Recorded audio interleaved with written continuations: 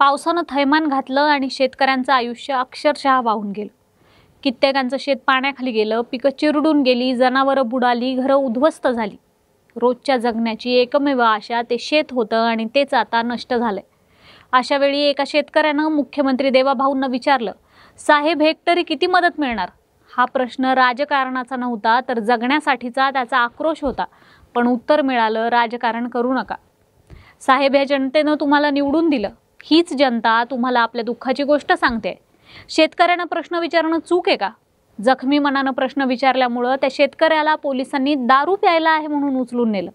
हे दृश्य पाहून जनतेचं मन तुटलं। जगण्यासाठी धडपडणाऱ्या अन्नदात्याला अशी वागणूक मिळावी का? सुदैवानं एका पत्रकारानं ही घटना लोकांसमोर आणली। निदान त्याच्यामुळे तरी कळलं, दारू तो पिलाय की सरकार। ते दुसरे गिरीश महाजन नावाचे मंत्री। एका शेतकऱ्यानं मदत कधी देता विचारलं तर म्हणतात, मी काय पैसे बरोबर घेऊन फिरतोय का? राज्याचे उपमुख्यमंत्री दादा, त्यांचं तर विचारूच नका। शेतकरी कर्ज माफी द्या म्हणाला तर दादा म्हणतात, सगळ्याचं सोंग आणता येतं, फक्त पैशाचं सोंग आणता येत नाही।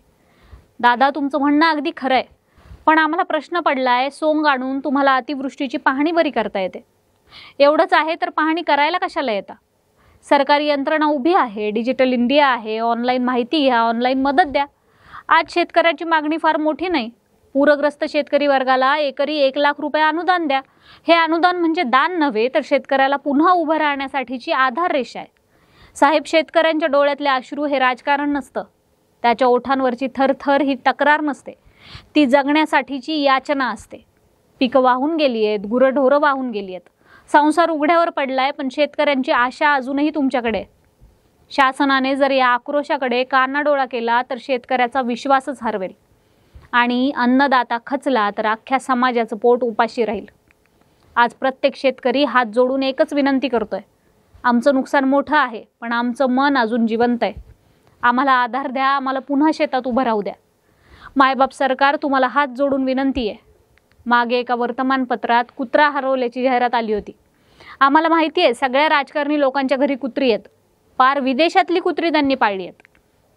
एका कुत्र्यावर त्यांचा रोजचा खर्च 15 ते 20 हजारांच्या घरात आहे। इथं शेतकऱ्यांची, जनावरांची अख्खी दावण पाण्यात बुडून मरण पावली। कुत्र्यासाठी जाहिरात देणारे, कुत्र्यासाठी फार्म हाऊस बांधणारे, यातून हेच दिसतं की त्यांचं त्या कुत्र्यावर किती प्रेम असेल।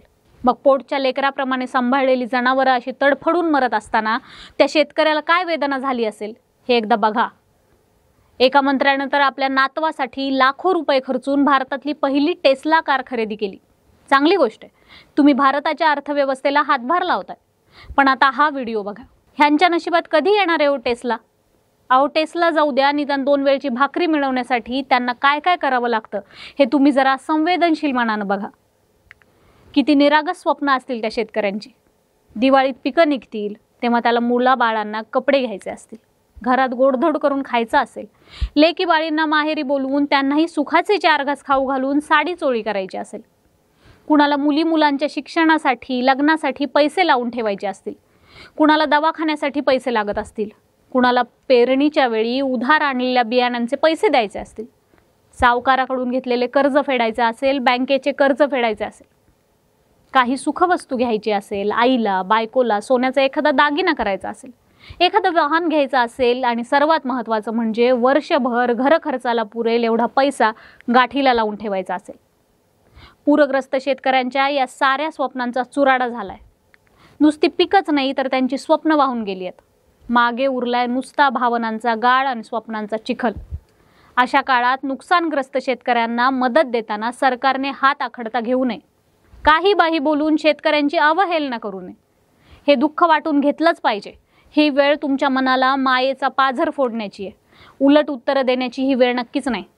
चला, वाट पाहतोय तुमचा बळीराजा, दिनवाणी चेहऱ्यानं सरकारी मदतीची। मी अनुजा आणि तुम्ही पाहत होता कार्यारंभ। हा व्हिडिओ आवडला असल्यास लाईक करा, शेअर करा आणि आमच्या चॅनलला सबस्क्राईब करायला विसरू नका। धन्यवाद।